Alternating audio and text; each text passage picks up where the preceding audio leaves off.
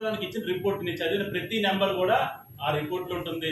ఈ రిపోర్ట్లు కూడా మీ అందరికీ గౌరవ కలెక్టర్ గారిని అడిగితే తలా ఒక రిపోర్ట్ ఇస్తారు. ఇంత దుర్మార్గంగా శాతకాన్ని దద్దమ్మల్లాగా ఉంటూ మాట్లాడితే నోటుకొచ్చి పిచ్చివాగుడు వాగుతూ నరేంద్ర మోదీ ఏమి ఇచ్చిండు, ఏం తెచ్చిండు అని మాట్లాడే వాళ్ళందరూ కూడా ఈ రోజున ముఖం మీద కొట్టే విధంగా ఇది ఫిబ్రవరిలో జరిగింది.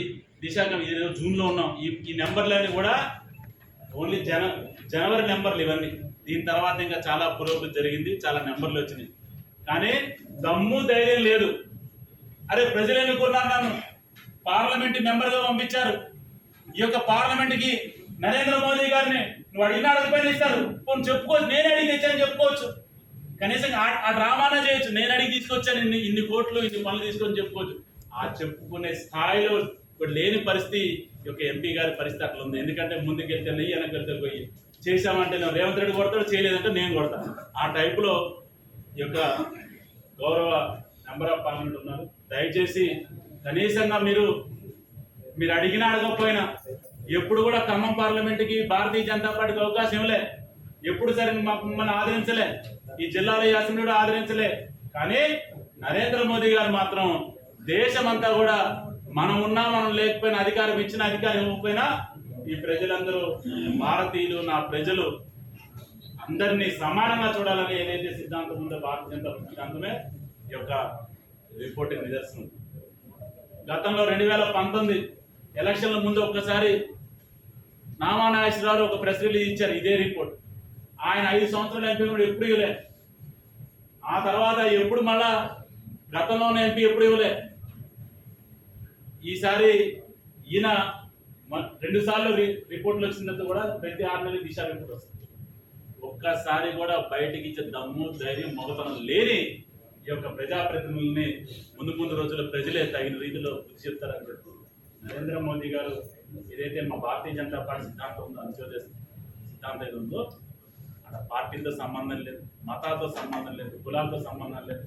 ఎవరికైనా సరే అభివృద్ధి ఫలాలు, ఈ యొక్క దేశం యొక్క ఫలాలు ప్రతి ఒక్కరికి చేరాలన్న ఏదైతే ఆలోచన ఉందో నరేంద్ర మోదీ గారు ఈ రోజున 12 సంవత్సరాలు నిరాటకంగా ఈ దేశాన్ని పరిపాలించే విధంగా ఆయన చేయడం జరిగింది. ఈ 12 సంవత్సరాలే కాదు, ఇంకా అనేక దశాబ్దాలు భారతీయ జనతా పార్టీ ఈ దేశాన్ని పరిపాలిస్తుంది.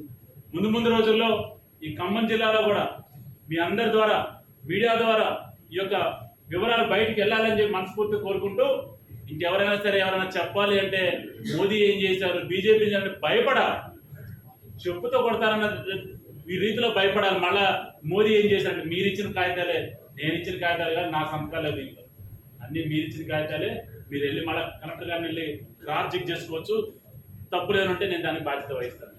ఈ విధంగా పరిపాలన చేస్తుంటే పిచ్చుకుంతలు కూస్తూ ఇష్టానుసారం మీరు కబ్జాలు చేసుకుంటూ ఎక్కడ పడితే అక్కడ గొడవలు చేస్తూ హైదరాబాద్లో విపరీతమైన కబ్జాలు చేస్తూ ఉన్న ప్రభుత్వ భూములు అమ్ముకుంటూ ప్రభుత్వాన్ని నడిపే చేతకాని పరిస్థితుల్లో మీరుండి భారతీయ జనతా పార్టీని నోటికొచ్చి మాట్లాడడం కరెక్ట్ కాదని చెప్పి నేను విజ్ఞప్తికి ఈ రోజున వదిలేస్తూ, మరి ముందు రోజుల్లో కూడా భారతీయ జనతా పార్టీ ప్రతి ఒక్క మీరు ఈరోజు చూస్తున్నారు ఈ ఐలాండ్స్ ఏదైతే ఉన్నాయో, 2 టౌన్ పోలీస్ స్టేషన్ ఒక ఐలాండ్ ఉంటుంది, పార్క్స్, అవన్నీ డబ్బులు కూడా ఏ ఒక్క రూపాయి